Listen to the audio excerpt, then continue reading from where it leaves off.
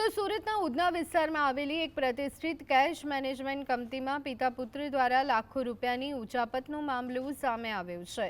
કંપનીમાં ઇન્ચાર્જ તરીકે ફરજ બજાવતા પિતા કેશ એક્ઝિક્યુટિવ પુત્રએ મળી અને ગ્રાહકોના આશરે 96 લાખ રૂપિયા બેંકમાં જમા કરાવવાના બદલે બારોબાર ચાઉ કરી ગયા। જ્યારે કંપનીએ પોલીસ ફરિયાદની ચીમકી આપી ત્યારે પિતા પુત્રે ટુકડે ટુકડે 40 લાખ રૂપિયા તો જમા કરાવ્યા, પરંતુ બાકીની રકમ ઓયા કરી જતા મામલો ગરમાયો હતો। કંપનીના ગુજરાત હેડની ફરિયાદના આધારે ઉધના પોલીસે ગુનો નોંધી આરોપી પુત્રની ધરપકડ કરી છે। વિઝ્યુઅલ્સમાં જોઈ શકાય છે તેમ પોલીસ હવે આ મામલે પિતાની ભૂમિકા અને બાકીના નાણાં ક્યાં સગેવગે કરાયા છે તે દિશામાં સઘન તપાસ કરી રહી છે।